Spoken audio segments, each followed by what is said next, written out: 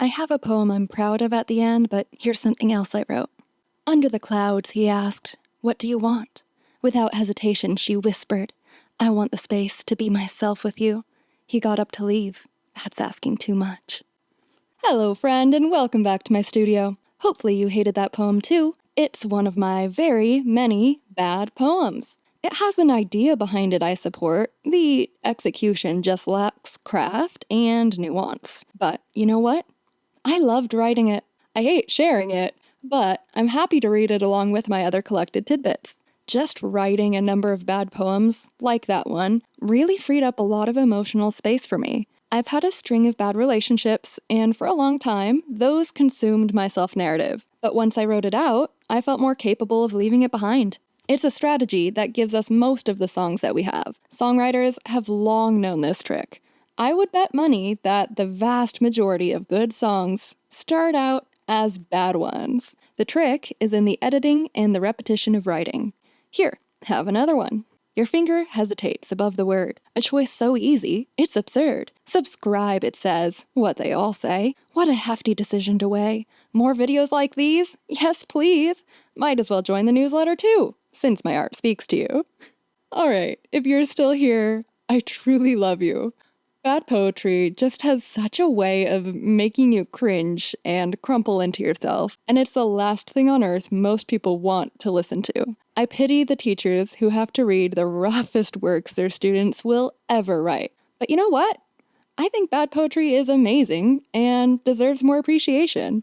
Without it, we would never have good poetry. And since poetry is so subjective, there's so many ways to write or find good poetry. It's in song lyrics. Lines like, "I could tell you were going to ruin my life because bug eyes get a good look at the windshield," Mountjoy, and "Our song is the slamming screen door," Taylor Swift. It's in books. Passages of prose are often poetic. It's in movies. Really good dialogue is an art. There's a world full of good poetry out there, and it wouldn't exist without the bad stuff. Poetry is subjective enough that there aren't easy, definitive rules to what makes it good or bad. It's more of a feeling. A good measurement is, does this poem make other people feel the feeling I'm writing about? I can say for my own preference that I hate ambiguity in a poem, like space. So many poems compare feelings to space, but I don't know what space feels like, so I can't connect to the poem. There are amazing poems out there that talk about the stars and the planets and the broader cosmosphere themes like that, but there are so many unbearably terrible ones with those themes as well. I'll give an example from my own writing, and bear with me here because the second half of it shows a level of honesty I actually want to keep for my better poems. My wife is the moon, my mistress the sun. Married to the night, I feel comfortable and sleepless. We share a marriage intimacy, the moon and I. We share my bed and drink away the hours together, knowing my under eye will mirror her crescent shape, our matching rings. But once my moon turns away for the day, my mistress and I work mischief. She knows and she loves me the same. The sun brings me flowers, she makes me food. With her, the world is bright and new, and she reminds me gently that I can choose her and rest well. It's a tempting offer. I'm ready to try it. To skip a night with my moon, to stay all day with my mistress. But then she rises, her face distant but undeniable, and I cry to the stars, then welcome my wife back into my sleepless bed. Part 2. Honestly, that last poem was some bullshit. I can't sleep at night. Sometimes I can sleep in the day, but I like sunlight.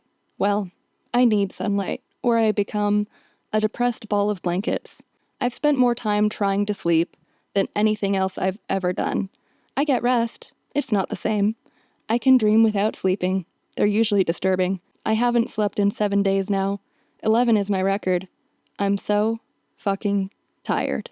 Now, I'm well aware that this is a bad poem, which is the whole point, because from this bad poem, I can make something better.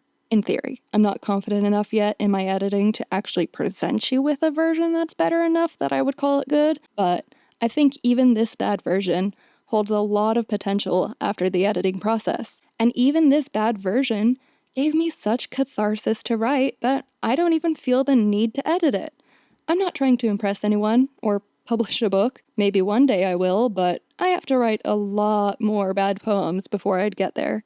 And I've learned from writing a lot of bad poems that the subjects I'm at first most driven to write about are the things I used to think mattered the most. Bad relationships, social topics, depression.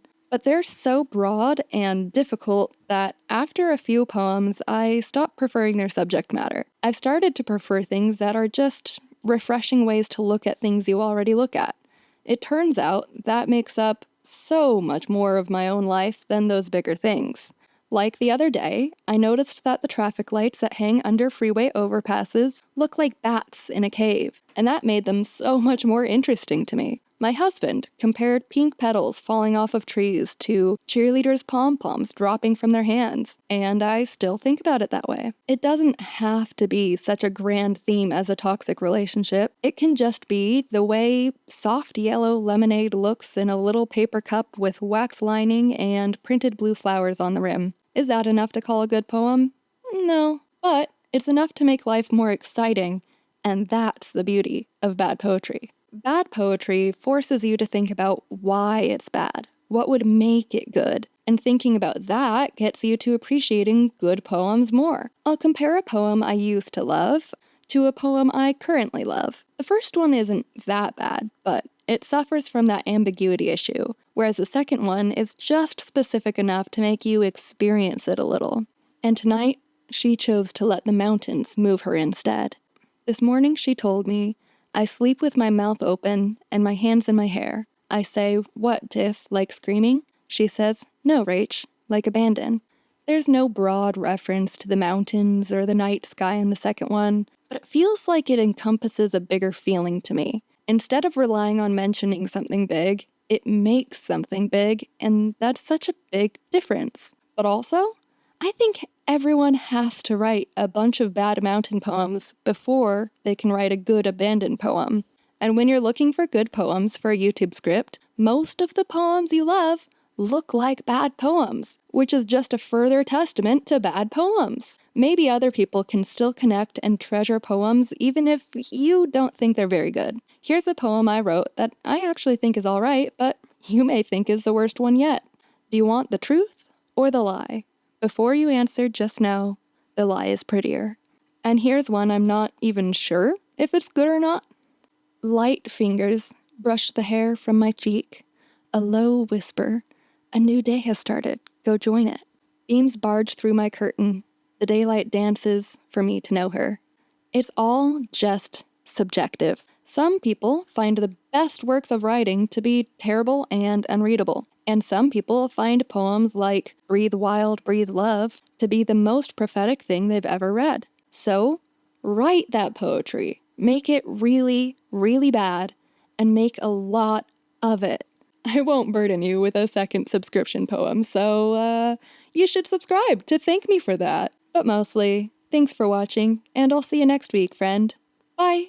Bonus poem. Okay, so I had a bottle of Chardonnay and wanted to keep the crossfade with weed going on the alcohol end, so I had the warm melted remains of a Jamba Juice white gummy smoothie, and I added about a tablespoon of Malibu, maybe 2, and a quarter cup of Monarch vodka, and then it was so bad, so I added the melted ice diluted remains of a Popeye strawberry lemonade and a tablespoon or 2 of raspberry cranberry juice, both of which I just had next to me, and oh my god, you won't believe it. It tastes like shit.